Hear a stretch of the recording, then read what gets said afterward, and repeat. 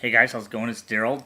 I'm back with days 3 and 4 of the Uncommon devotional called Solo. You can buy this at pretty much any Christian bookstore. You can get it online, obviously. Let's just get right into this because I'm not really feeling that well, and I just wanted to make sure that I shared with you guys today. So, um, day 3 is Matthew 9, verses 9 through 13. It's an invitation. And it goes as follows. It's a little bit about Matthew here. So it's in Matthew and it's about Matthew. Who knew? Passing along, Jesus saw a man at work collecting taxes. His name was Matthew. Jesus said, "Come along with me." Matthew stood up and followed him.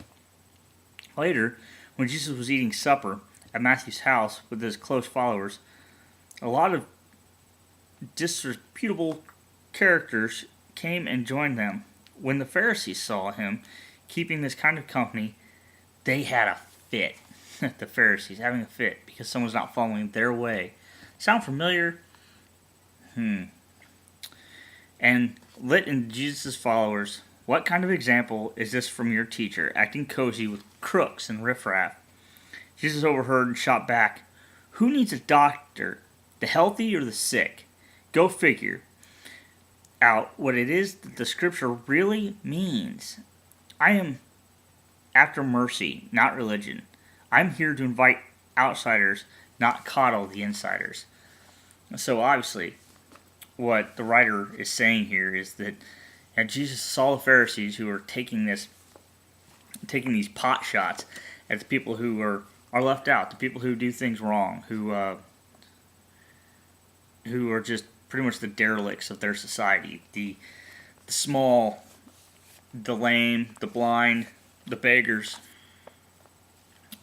and the people who collect the taxes, obviously. God's love and forgiveness is for everyone, not just the desirable people. But it's not also just for those who are completely needy. He came for us all, and He loves us all. And Jesus tends to the paralytic, the cast out of society, the sick, the dead, the blind, the mute, the possessed. And think about this. We have people who, in today's society, are those things. We have the people who can't talk, but not because they're unable to, but because what they're trying to say doesn't come out right because of the way that they talk. It's their minds don't come out. They the things they want to say they can't say because they're not really sure how to, because their brains don't work all the way. That they don't put two and two together and get 5I, because we just make things what we want them to be. We also have the people who are paralytic. Some of them because they were born that way with cerebral palsy, muscle diseases. But we also have the people from war and people from Sudan and all these places where that's just the society that they're in. That's the way that their life works. And just because their bodies function doesn't mean that they're not paralytic in their mind either. That they don't. Because sometimes they can't get up and walk away from a mental thought or an image in their brain. They can't really understand and grasp the reasons that something happened. So isn't that just like being paralyzed as well? And that drives a lot of people away from God. It was something that drove me very far away. I have all four of my limbs, and for the most part they all work well except for broken hands and whatnot. But I'm very much a guilty party for running away from God, because everything that's happened to me, I look at it and I go, what the heck?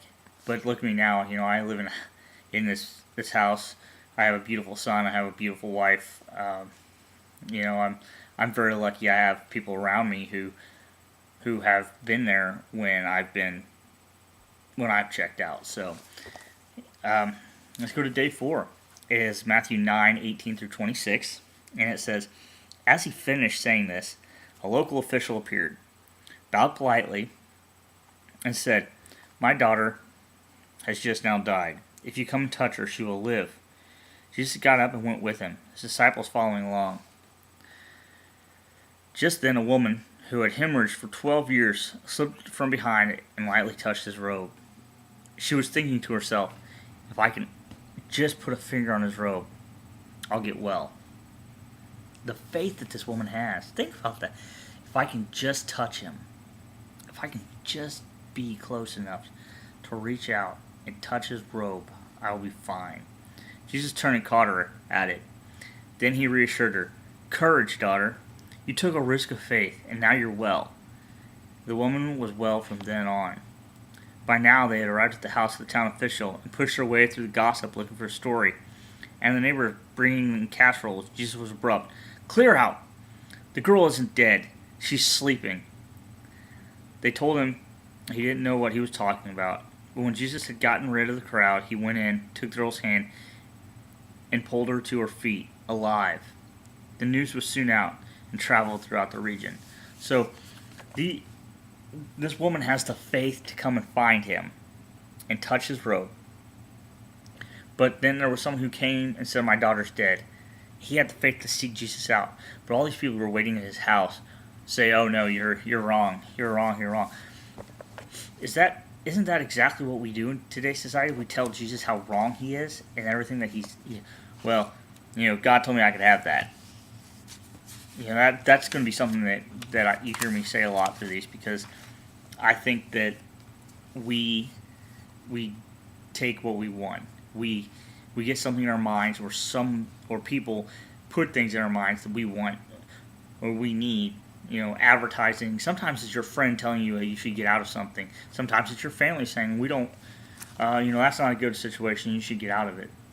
Maybe the situation isn't a good situation, but maybe it's something that everyone needs to work on, instead of driving that situation further and further into chaos and a black hole.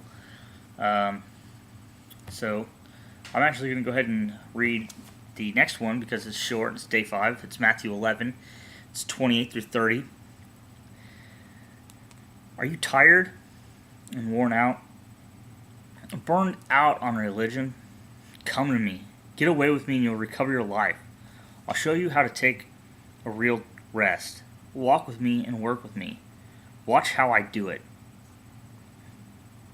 Learn the unforced rhythms of grace. I won't lay anything heavy or ill-fitting on you. Keep company with me and you'll learn to live freely and lightly." The reason I went ahead and read that was because just what I was saying is that God's not going to give us something we can't handle. As long as we're supportive of Him and we keep our faith in Him and we don't question it, as long as we are continually, I know that's something that's hard. And once again, I'm an advocate for how hard that is, because I'm going through a very difficult time right now. But the truth of the matter is that you gotta wake up, you gotta smile, and you gotta just keep going. I got this K. Holmes thing going on with my mouth. I told you I don't feel well. Half my face is really numb. So that's just something. We gotta wake up, and when things are hard, we just need to keep going. We need to say, "God, I'm putting my faith in you, and I know that this is hard." And we have to pray. But when we pray to God, we can't pray, "Oh, dear God, please let me get this Ford F-150 that I want, because man, that's such a cool truck." It should be, "Dear Lord, please show me your guidance and tell me the way that I should take this path." There are things that I want, but there are also things that I need. Please allow me to see the things that I need as opposed to the things that I want. Please show me the needs of the world that I can help, so that I can touch somebody and they can see your way. So that the words that come out of my mouth and the way that I live my life will make people come to you. Show me your guidance and give me the will to do what is right and not what everyone else tells me is right.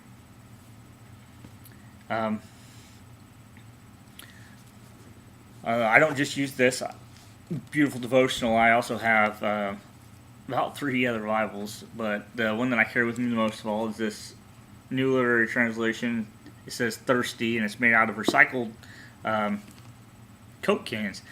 And the reason I like this Bible so much is because I love the catchphrase. And it asks if you're thirsty for something real. And it says the world is a changing place, but some things that will always remain the same. The truth is the truth, and the time doesn't change it. The Bible may be old, but so are the ideas of Plato, Aristotle, Socrates. Real wisdom is timeless. And that's what you're going to find here. Real wisdom.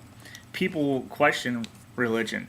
They question it hardcore, and they use science and all these other things to prove it wrong. Using these people, Plato, Aristotle, Socrates, however you say his name. But there are certain things that stand time. They're hard. They're hardened by time. But they're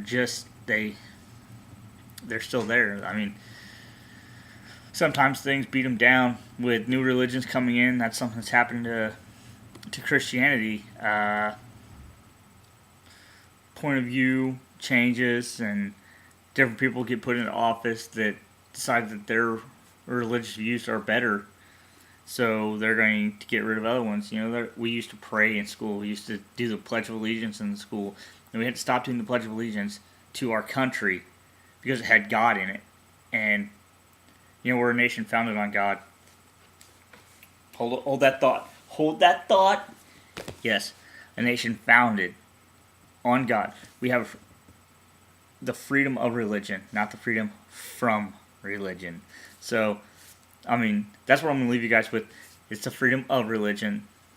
Some of us are just going to find out that our religions, we're going to believe in them. I'm definitely a hardcore believer in Jesus Christ and the words of the Bible. So, if you guys have any requests, just let me know. Alright, I will see you guys later. Freedom of, not from, religion.